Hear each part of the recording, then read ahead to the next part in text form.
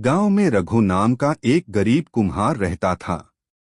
उसका एकमात्र साथी था उसका गधा गोलू, जो हर दिन मिट्टी ढोता और मटके बाजार तक पहुंचाता। रघु दिन रात मेहनत करता, लेकिन फिर भी उसका गुजारा मुश्किल से होता। एक दिन रास्ते में गोलू का पैर फिसल गया और कुछ मटके टूट गए। रघु दुखी हुआ, लेकिन उसने गधे को कभी नहीं डांटा। उसने फिर से मेहनत की और इस बार मटकों को और सुंदर बनाया। सेठ जी को रघु के मटके बहुत पसंद आए और उन्होंने ढेर सारे मटके खरीद लिए। अब रघु की जिंदगी सुधरने लगी। उसने अपने गधे को प्यार से गले लगाया। सीख, सच्ची मेहनत और वफादारी का फल जरूर मिलता है। एक गरीब किसान जंगल से लकड़ियां काटकर लौट रहा होता है।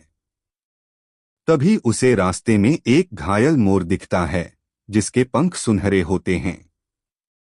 किसान उसे प्यार से उठाकर घर ले आता है और उसकी देखभाल करता है।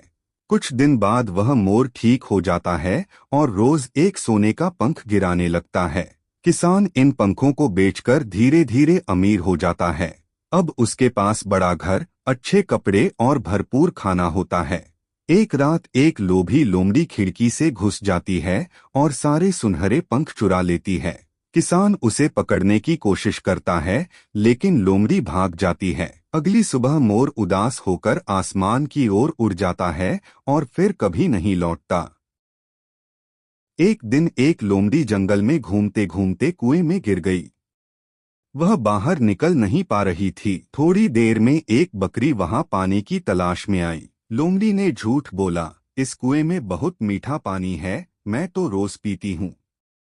बकरी बिना सोचे समझे कुएं में कूद गई। जैसे ही बकरी अंदर आई, लोमड़ी उसकी पीठ पर चढ़कर बाहर निकल गई। बकरी चिल्लाई, अब मैं कैसे निकलूं? लोमड़ी हंसते हुए बोली, दूसरों की बात पर आंख बंद करके भरोसा मत करो, सोच समझकर फैसला करना सीखो।